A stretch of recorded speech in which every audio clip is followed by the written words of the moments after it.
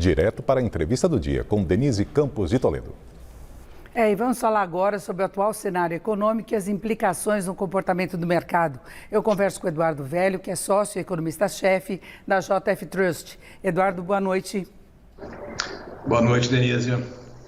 Bom, Eduardo, nós tivemos no começo do ano um comportamento ruim do mercado na primeira semana, depois retomada de alta da Bolsa, que atingiu o maior nível desde outubro. Hoje nós tivemos uma volatilidade maior, o dólar voltou a subir, mas eu queria saber aí nos últimos dias o que tem pesado mais, porque a gente vê o mercado tentando assumir um movimento mais positivo, mas tem preocupações com os juros nos Estados Unidos, com a Ômicron, com a questão fiscal aqui no Brasil. O que está pesando mais?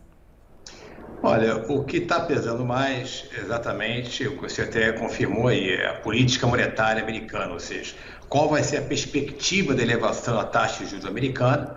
Já está mais ou menos esperado pelo menos 3 altas de juros em 2022, porém, já há estimativas que a taxa básica de juros americana, o Fed Fund, possa subir 5, 6 ou até 7 altas de juros de 0,25 pontos até 2023. Isso é uma ameaça a uma correção para baixo do mercado acionário norte-americano. Lembrando que toda vez que houve essa elevação de juros nos Estados Unidos, há uma correção para baixo, historicamente, das bolsas de valores. E esta sexta-feira foi negativa para as bolsas. Agora, em relação à política de juros aqui no Brasil.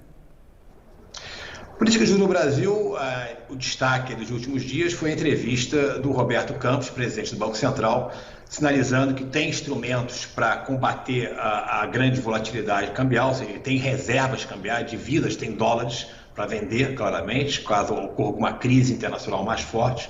E, por outro lado, que a inflação, a inércia, ou seja, a indexação inflacionária que está embutida nos preços, estaria se estabilizando. Então, o que ele está sinalizando é o seguinte: olha, gente, estamos próximos de terminar a alta de juros e, em algum momento, vamos ter uma redução de juros no segundo semestre. Essa foi a minha avaliação. Eu acho que uma boa parte do mercado também entendeu assim. Então, ajudou também a tirar um pouco a pressão sobre os juros, mas a perspectiva ainda é de uma pequena alta de juros ainda, de pelo menos até uns 12% até o mês de maio. Agora, a gente vê o mercado respondendo muito ao noticiário, por exemplo, que envolve as finanças públicas. E aí nós temos definição do orçamento, com muita coisa ainda em aberto, e tem a proposta apresentada pelo presidente Bolsonaro, que parece ter endosso de parte do Congresso, de cortar tributos para baixar preço de combustíveis, do gás e talvez até de energia. Como é que o mercado recebe essas mexidas aí que podem aumentar o rombo das contas? Olha, olhando só pelo aspecto das contas públicas, qualquer redução de impostos claramente vai comprometer, ou seja, vai aumentar mais o déficit fiscal desse ano projetado. Obviamente, o impacto de uma redução de tributos, a tendência, o objetivo é você aumentar a atividade econômica e gerar mais arrecadação futura, mas não é esse o caso. Na verdade, a redução dos impostos não vai também ser o grande empecilho para aumentar o preço da gasolina. Se você tiver uma trajetória de desvalorização do real, ou seja, o aumento do dólar, e se continuar aumentando o preço do barril de petróleo, a zeragem dos impostos, ou seja, a redução dos impostos sobre os combustíveis, vai apenas amenizar pontualmente essa alta dos combustíveis. Então, na verdade, nós temos um preço que não é controlado pelo governo, nem aqui pelas empresas aqui. É um preço, uma commodity. A gasolina é uma commodity que, se desvalorizar mais o real em relação ao dólar e se aumentar mais o preço do barril, podemos ter aumento de combustíveis, mesmo com a redução de impostos. Até porque a redução dos impostos, mesmo a zeragem de impostos federais, daria reflexo aí de 20 centavos. É muito pouco no preço que o consumidor paga hoje, né? Esse é o grande ponto. O impacto dele, na verdade, o impacto, o peso da gasolina, em torno de 4% do IPCA, vai ter claramente se reduzir realmente. Se tiver essa zeragem que eles chamam dos impostos, PIS, COFINS sobre os combustíveis, vai ter uma redução, uma contribuição para amenizar a inflação. Agora, por exemplo, a gente está vendo aí a estiagem no sul, né, com seca no sul e grandes chuvas no Nordeste, que está reduzindo aí algumas plantações. Então, por exemplo, in natura, hortaliças e legumes estão com pressão de alta aí nas últimas 2 semanas. Né? E o Departamento de Agricultura americano já prevê uma safra menor brasileira. Então, ou seja, são sinais que não ainda corroboram ainda uma queda muito forte da inflação.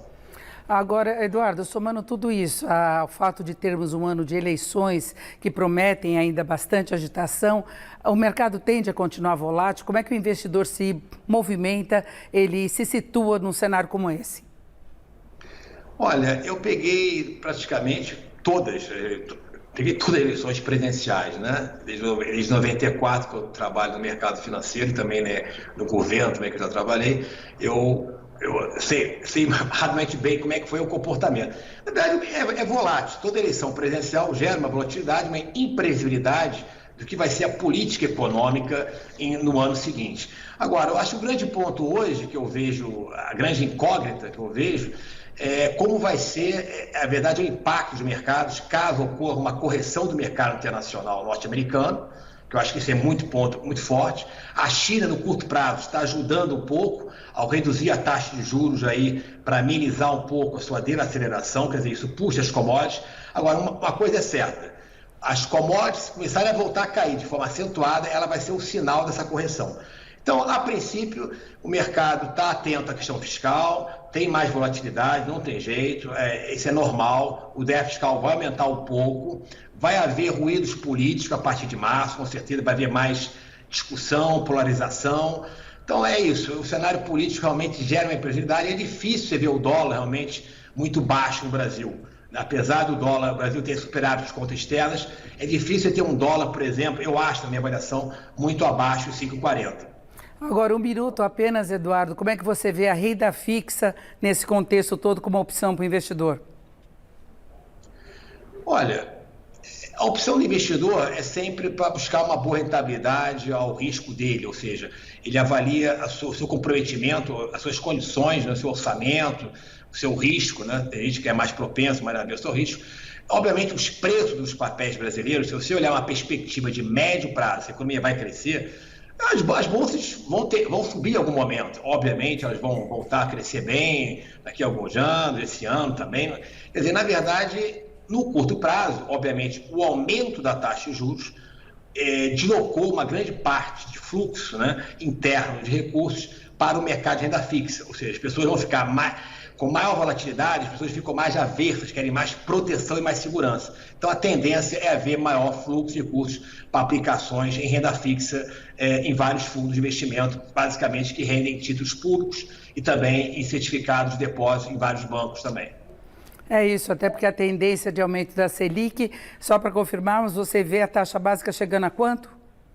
Eu acho que no mínimo, pela minha estimativa econométrica aqui, no mínimo vai ser 12% de juros para que a inflação não fique muito acima de 6%.